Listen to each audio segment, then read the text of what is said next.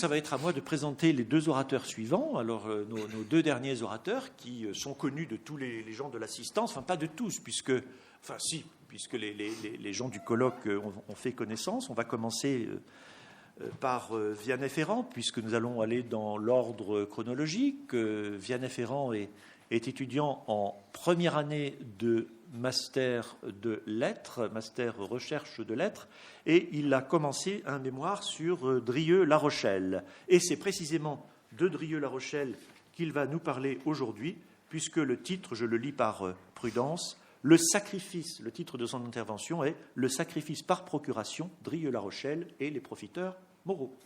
Je vous remercie. Il y a en moi un goût terrible de me priver de tout, de quitter tout. C'est ça qui me plaît dans la guerre. Je n'ai jamais été si heureux, en étant atrocement malheureux, que ces hivers où je n'avais pour toute fortune au monde qu'un pascal de 50 centimes, un couteau, une montre, 2 ou 3 mouchoirs, et que je ne recevais pas de lettres. Voilà les mots avec lesquels Gilles, le personnage du même nom, dans un roman de Drieux-La Rochelle, parle de son expérience de la guerre. Il faut dire que Drieux, né en 1893 et mort en 1945, connaît et grandit dans le temps des plus cruelles désillusions. C'est un esthète obsédé par ses défaillances réelles ou supposées, un bourgeois anti-bourgeois, qui entre dans l'âge adulte en même temps que dans la guerre. C'est là que sa pensée politique et esthétique éclot timidement. S'il commet d'abord quelques poèmes réunis en 2 recueils, il s'attache dès 1921 à la prose, qu'il ne quittera plus. Il produit plusieurs textes qui s'attachent à une multiplicité de sujets différents avant de s'attaquer à une sorte de somme, Gilles. Mais celle-ci est publiée en 1939 et les années qui lui restent à vivre, il les passe à collaborer, d'abord avec un certain enthousiasme, puis par défi, parce qu'il comprend dès 1942 l'échec du nazisme et du fascisme. Ses opinions politiques sont en fait le fruit d'une longue errance décidé avec les émeutes d'extrême droite et d'anciens combattants du 6 février 1934. En 1942, il proclame la victoire du communisme dans son journal en tant qu'il incarne une nouvelle force de vie et non par amour de la lutte des classes. Et il se suicide pour éviter un procès autant que par dédain pour la France à peine relevée. Une caractéristique fondamentale de l'écriture rochellienne, c'est ainsi que nous nous référons à l'écriture de Drieux à partir de maintenant, est une tendance quasiment systématique à l'autofiction, sinon l'autobiographie. C'est quelque chose dont il ne se cache pas sans le revendiquer exactement. Dans Gilles, il a simplement changé des noms. Caël pour Breton, Galant pour Aragon, Myriam pour sa première épouse Colette Giramec, ou Gilles Gambier pour lui-même, Gilles Gambier qui est un nom qui revient dans plusieurs de ses œuvres. Au point que parfois dans son journal, il confond les noms. Ce faisant, son parcours est décrit avec une grande précision, à l'exception de quelques modalités, une maîtresse qui va changer d'époque, etc. Et le seul recul réel qu'on obtient est celui d'une ironie mordante contre lui-même. Une ironie qui s'explique par un tiraillement entre son dandysme et une haine de soi dévorante. Cette haine de soi prend racine et se développe à travers plusieurs motifs qu'il aborde d'abord séparément, les femmes, dans L'homme couvert de femmes ou le journal d'un homme trompé, la mystique et les drogues dans Le feu follet, ou encore la guerre, dans la comédie de Charleroi. Ce recueil de 6 nouvelles, publié en 1934, sera l'objet principal de mon étude, en ce qu'il retrace très fidèlement l'expérience de Drieux, allant jusqu'à conduire son personnage sur les mêmes fronts que l'auteur. La frontière, d'ailleurs, entre la fiction et la réalité est particulièrement ténue, puisque le nom du personnage n'est quasiment pas, voire jamais prononcé, et tout se fait à la première personne. La toute première nouvelle, qui s'appelle aussi La comédie de Charleroi, relate l'histoire d'une bourgeoise, Madame Pragen, dont il est le secrétaire. Elle se rend à Charleroi parce que c'est là que son fils Claude a été tué en 1914. Il était un camarade de l'auteur, du narrateur, et elle le sollicite tout le long de la nouvelle pour glaner des détails. Pourtant, l'idée qu'elle a de la guerre est fantasmée, et elle y retire tout ce que l'auteur a pu y aimer. Et c'est précisé dans la narration grâce à un va-et-vient constant entre le récit de la bataille et les simagrées de Madame Pragen après la guerre. D'ailleurs, l'ennemi n'est quasiment jamais mentionné. Ce qui obsède Drieu est la question de l'arrière. L'arrière en tant qu'il est un royaume de planqués, de plaisir, et qu'il entretient chez Drieu un malaise constant. Il en rêve autant qu'il le déteste, parce qu'il incarne autant le confort, la sécurité, que la petitesse petite bourgeoise, la cocardier faute de mieux. Il en fait une approche systémique divisée en deux grands points, les femmes et les bourgeois. En effet, ce que Drieu aimait à la guerre était une forme de transcendance virile, à travers la force à l'état pur, dans l'exemple des héros de jadis. Mais c'est un rêve d'enfant qui ne tient qu'un temps, et les hommes sont chassés du front par la technique et la morale bourgeoise. Le front est contaminé par l'arrière, par sa bassesse, et la vie monacale du soldat se pervertit. Or, plutôt que de faire état de la même verve pamphlétaire que du mur, Drieu choisit un grand cynisme qu'il sculpte dans tous les aspects de sa narration. Sa description du front n'est guère éloignée de celle qu'en faisait Breton, ce cloaque de sang, de sottises et de boue. Or, là où les surréalistes décident d'explorer l'hypothèse psychanalytique, Drieu fait le choix d'un réalisme froid, rivé au réel. Le 11 septembre 1939, il écrit dans son journal « Je déteste tout ce monde officiel, installé. La France est pourrie de littérature. » Avant de fustiger, je le cite, « la confusion dans l'esprit des derniers Français entre la littérature et la réalité. » C'est une charge qui se destine aux surréalistes autant qu'à lui-même, parce qu'il est l'exemple paroxystique de l'esthète désincarné. En fait, ce que Drieu attend de la guerre, c'est un choc, une sorte de dépucelage moral, une incarnation. Or, ce qui marque Drieu pendant le conflit, c'est avant tout la déception. L'horreur qu'il mentionne comme un élément relativement quotidien n'est qu'une conséquence du fait que la guerre est technique, industrielle, et donc privée du moindre sursaut d'héroïsme. On est très très loin de ces rêves pleins de l'épopée napoléonienne avec laquelle il a grandi. En 1921, dans son premier ouvrage en prose, il écrivait, donc État civil, il écrivait « J'ai connu Napoléon avant la France, avant Dieu, avant moi. » Tout un paradoxe se développe entre un patriotisme viril nourri par l'histoire, fantasmé ou pas, et une enfance absolument médiocre dans une famille bourgeoise percluse par l'adultère. Tout ça le jette dans les bras de la guerre. Et pour éviter trop de déception, il a tendance à employer un ton iconoclaste à l'endroit de Napoléon, mais ça ne trahit qu'une plus grande déception. Ainsi, dans la première nouvelle, lorsque son personnage fait son rapport sous le feu, il le fait debout, malgré les ordres de ses supérieurs. C'est une référence à ce que faisait le colonel Lepic à la bataille d'Eylau en 1807, qui criait à ses hommes, quand les boulets passaient au-dessus de leur tête, « Tête droite, nom de Dieu, c'est pas de la merde, c'est des boulets !» Sauf que lui, il ridiculise son propre acte en écrivant « J'étais là à faire le malin, à faire le salut militaire, debout », comme s'il ne pouvait être qu'une sorte de collégien, un pastiche. Pareillement, après la guerre, au cimetière de Charleroi, il trouve la tombe d'un certain général Z et dit « Bravo, monsieur le général, vous vous êtes fait tuer comme au bon vieux temps », en référence à la résistance héroïque du capitaine Hugo, oncle de Victor Hugo, qui avait resté dans le cimetière d'Eylau, justement. Or, on lui apprend juste après que le ledit général Z a été abattu par un Sénégalais blessé qui traînait sur la route, donc un déserteur, et en plus, issu des troupes coloniales, des troupes qui, dans la lecture de Drieu, sont une race inférieure à laquelle il est humiliant de faire appel. D'où une terrible désillusion, quoiqu'à Mandry, par une charge. On n'est pas encore au temps des tranchées, on est encore à l'époque où on a tendance à charger le baïonnette au canon. C'est à l'occasion de cette charge que Drieu raconte d'ailleurs dans son journal qu'il s'est senti, pour la première fois de sa vie, voire la seule fois de sa vie, vivant, chef, premier de cordée. Fondamentalement, ces personnages ou lui-même n'y aspirent pas. En revanche, ils attendent tous l'émergence d'une figure forte à suivre pour eux et pour la France. Mais le motif du désincarné le poursuit et le reprend dans Le Voyage des Dardanelles, une autre nouvelle, quand il écrit « Je ne suis pas ici en tant que patriote, mais en tant que bourgeois raffiné, avide d'expérience. Je viens vers le peuple par un romantisme transposé, méconnaissable, un romantisme taciturne et dandy. » En d'autres termes, il revendique son décalage sans réelle fierté, plutôt une sorte de complaisance morose. Mais contrairement aux intellectuels engagés comme les communistes, il est très attristé d'être poussé par l'action, par ses années d'études et non par une ambition innée.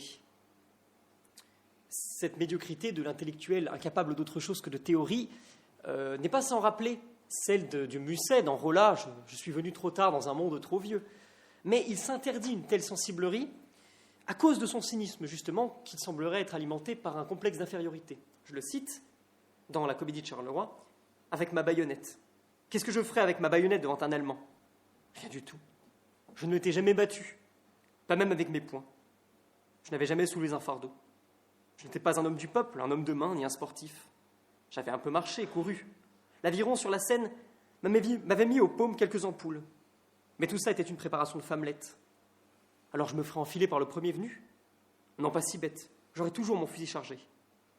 Mais quand il serait déchargé, sans doute serais-je mort avant. Et puis, j'avais cette merveilleuse confiance dans mon corps d'ange. On lit souvent la fascination de Drieu pour le signe d'une homosexualité refoulée, la fascination pour la force. Le sujet est rendu d'autant plus complexe que l'écrivain joue avec cette ambiguïté par acharnement contre lui-même, voire l'emploi du terme enfilé ou la comparaison avec un corps d'ange, donc l'androgyne par excellence. En revanche, rien de très concret ne peut venir confirmer ou infirmer cette hypothèse. La dérision du pur esprit le poursuit, mais il n'est pas entièrement sans ressources. Comme je vous le disais, il participe à une charge. Et il écrit à cette occasion, qu'est-ce qui jaillissait soudain ? Un chef. Non seulement un homme, un chef. Non seulement un homme qui se donne, mais un homme qui prend. Un chef, c'est un homme à son plein. L'homme qui donne et qui prend dans la même éjaculation. J'étais un chef. Je voulais m'emparer de tous ces hommes autour de moi, m'en accroître, les accroître par moi et nous lancer tous en bloc, moi en pointe, à travers l'univers.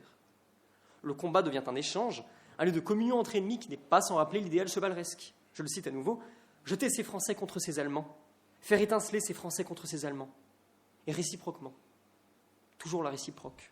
À chaque instant, je reste maître de la totalité. La virilité se déploie grâce à l'adversité qui révèle ce que l'homme a de meilleur, parce qu'il se bat pour la seule chose qui compte, pour ce qui fait de lui, ontologiquement, un homme, non un ouvrier ou un bourgeois, non un Français ou un Allemand, non un cavalier ou un fantassin, mais un homme. Un homme qui ne cherche pas le consensus, mais la plénitude, l'absolu. Malheureusement, la charge n'atteint jamais les Allemands, qu'on distingue à peine, et Drieu et ses hommes, enfin le personnage, finissent dans un trou d'obus à canarder à l'aveugle. Je le cite, « Dans cette guerre, on s'appelait, on ne se répondait pas. » Et pour cause, la technique dépasse tout, l'acier déchire tout, en particulier la mitrailleuse ennemie, qui est postée dans un clocher. Le symbole est très fort. Le lien entre Dieu et les hommes est conquis par l'ennemi, conquis par la technologie.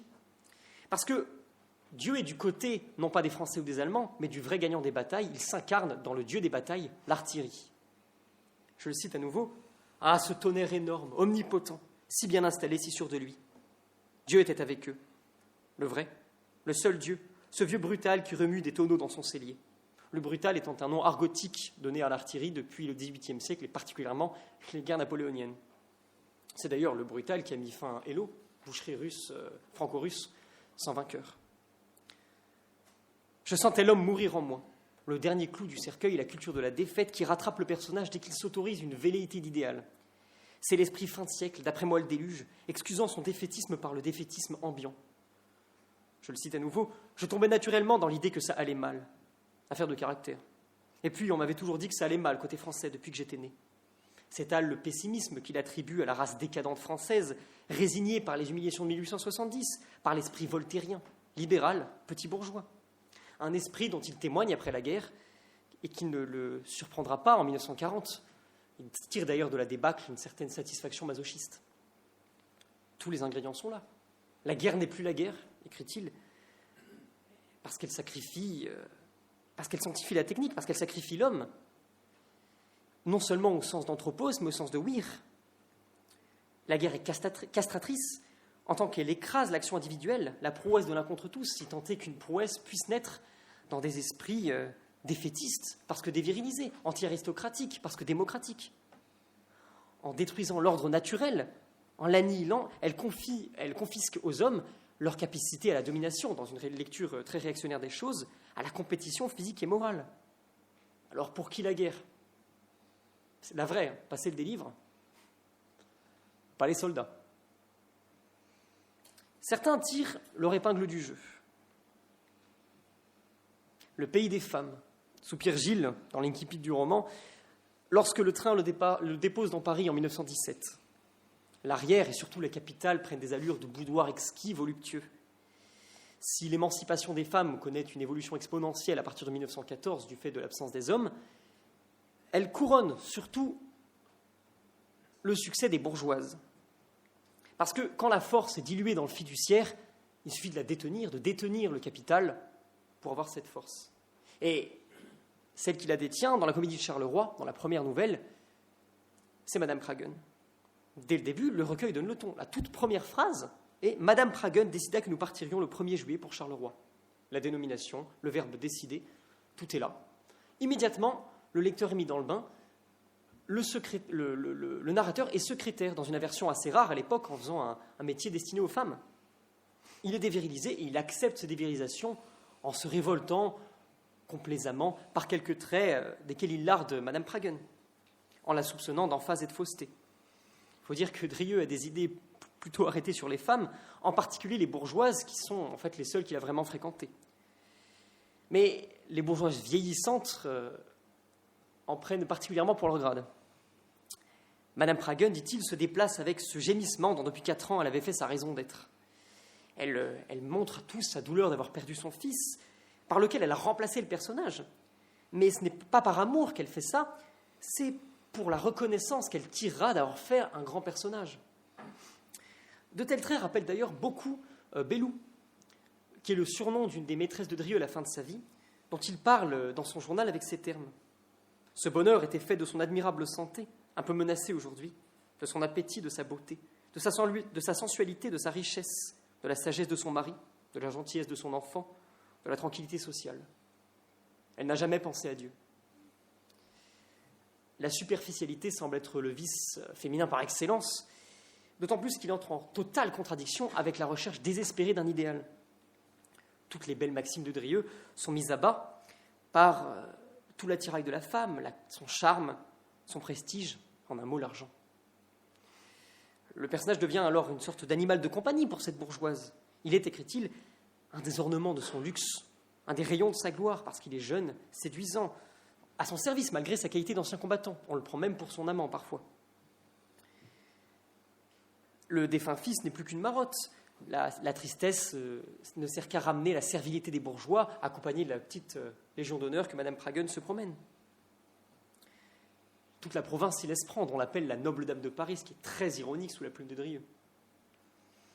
Mais il y a aussi les petites bourgeoises de campagne, celles qu'on rencontre le temps d'un transit, comme dans le voyage des Dardanelles, qui se donnent des airs ridicules en prétendant mener la danse tout en se faisant courtiser à côté de leurs enfants. Après l'avoir très vite fait céder à ses petits caprices, elle indique au personnage un hôtel. Ensuite, écrit-il, c'est une putain. S'ensuit une scène de sexe absolument lamentable où chacun veut son plaisir. Je le cite encore, nous nous fichions éperdument l'un de l'autre. La communion qu'il rêve dans la guerre lui échappe autant quand c'est avec les femmes. Pourtant, il la revoit le lendemain, alors qu'elle lui raconte qu'elle a un mari, un amant parti à la guerre, qu'elle est malheureuse, et lui demande de l'argent. Et il finit par ne plus pouvoir lui cacher son mépris, en lui criant « Putain, je t'ai donné tout mon argent. Je n'aurai même pas de quoi me saouler ce soir. De Turquie, ma malédiction viendra jusqu'à toi, quand la mitrailleuse turque me criblera le ventre. » C'est là qu'il fuit. Le rapport de Drieux femme est très particulier dans la mesure où il est tiraillé entre leur beauté, dont il fait un idéal, et le fait qu'elles ne se mettent jamais à cette hauteur-là, selon lui. Les femmes telles qu'elles apparaissent chez Drieux ne sont jamais des forces spontanées. Elles ne vivent que parce que les hommes leur apportent. Quand c'est Madame Pragun, c'est le prestige de son fils mort, de son mari, sa richesse, toutes les petites distinctions républicaines qu'on peut lui apporter. Quand c'est Berthe, la bourgeoise de la nouvelle Le Voyage des Dardanelles, ce n'est que le plaisir, le désir qu'elle lit dans les yeux, puisqu'elle ne se donne jamais entièrement. Pourtant, le narrateur sait qu'il ne peut pas vraiment reprocher ça aux femmes. Dans la comédie de Charleroi, voyant le regard superficiel que Madame Pragun lance sur le champ de bataille, il pense « Aucune femme ne comprend ma souffrance. Mais savons-nous ce qu'elles sentent lorsqu'elles portent et accouchent ?» La séparation essentielle entre les hommes et les femmes est en fait approfondie par une guerre. approfondie par la guerre, entend qu'elle est complètement mangée par la bourgeoisie. Parce que, selon Drieux, les femmes sont modelées par les hommes. Et si elles tournent aussi mal, c'est à cause de l'embourgeoisement de la société. La bourgeoisie, c'est avant tout une lèpre morale. Le règne de l'utile au détriment du beau, de l'efficace au détriment de l'héroïsme, de la quantité sur la qualité devait fatalement transformer la guerre. Elle n'est plus qu'un produit froid, une mise à bas de l'esprit par le physique, le brut. La guerre moderne, écrit-il dans la comédie de Charleroi, est une révolte maléfique de la matière asservie par l'homme. Le matérialisme, l'esprit des Lumières, arrive à son apogée. À sa conséquence finale, l'emploi même du terme maléfique n'est pas sans rappeler les traits dont Baudelaire se servait dans Mon cœur mis à nu pour fustiger l'esprit moderne, en écrivant « Le commerce est par son essence satanique ». Satanisme qu'il identifie comme étant une des formes de l'égoïsme. L'égoïsme comme une forme naturelle, sauvage, brutale, non domestiquée, qui rejoint assez Drieux lorsqu'il parle de l'artillerie. Éraille, comment vous défendez-vous contre un tremblement de terre ? En fuyant. Le héros en puissance est condamné à la fuite immédiatement parce qu'il y a une inversion des forces. Ce qui, à une époque, était le châtiment divin n'est plus que le châtiment de la matière. D'autre part, la vision toute romantique de Drieux ne peut pas cohabiter avec le principe d'efficacité et d'utilité. Il voit dans la guerre une activité quasiment transcendante, en quelque sorte comme l'art pour l'art, la guerre pour la guerre, qui oblige au don entier de sa personne. À Charleroi, le personnage rumine « On se bat pour exprimer quelque chose, pour représenter quelque chose, pour donner une représentation. Regardez les abeilles. Pourquoi vivent-elles ? Pour figurer. Mais cette représentation était ratée. L'homme utile, par opposition à l'esthète, tend à la production et à la reproduction en une spirale infernale et bienheureuse. C'est M. Dupont qui fait son devoir et 3 enfants, qui va à la préfecture, au bordel et à la messe d'un pas égal, en croisant une kyrielle d'autres M. Dupont, à la ville comme au front. Tout est anonyme dans la guerre d'aujourd'hui, comme dans la vie d'aujourd'hui, écrit-il. L'idée monacale de la guerre est salie. D'ailleurs, dans Le lieutenant des tirailleurs, une autre nouvelle, le personnage éponyme de la nouvelle s'écrie « Ah oui, nous comptons toujours sur les autres. » Et avec raison. Nous savons bien que d'autres feront ce que nous ne pouvons faire, puisqu'ils ne peuvent faire ce que nous faisons. On se partage les rôles. Non seulement ce trait rappelle celui de Baudelaire dans Mon cœur mis à nu, la croyance au progrès est une doctrine de paresseux, une doctrine de Belge. C'est l'individu qui compte sur son voisin pour faire sa besogne. Mais il s'oppose très exactement à ce que disait le narrateur dans la comédie de Charleroi sur la figure du chef. À chaque instant, je reste maître de la totalité. L'exploit du capitalisme est de tout anonymiser, tout en même temps en faisant de la société une véritable fourmilière où on se partage les rôles. Une fourmilière où les soldats sont dépassés physiquement, intellectuellement, moralement. Une guerre où les soldats ne sont plus guerriers. Je le cite, « Ils ont été vaincus par cette guerre. Et cette guerre est mauvaise qui a vaincu les hommes. Cette guerre moderne, cette guerre de fer et non de muscles, cette guerre de science et non d'art, cette guerre d'industrie et de commerce, cette guerre de bureaux, cette guerre de journaux, cette guerre de généraux et non de chefs, cette guerre de ministres, de chefs syndicalistes, d'empereurs, de socialistes, de démocrates, de royalistes, d'industriels et de banquiers, de vieillards et de femmes et de garçonnets. Cette guerre de fer et de gaz, cette guerre faite par tout le monde, sauf par ceux qui la faisaient, cette guerre de civilisation avancée. » Pour conclure, la guerre n'est plus pour les hommes, castrés par la technique, exposés comme des trophées, même après leur mort.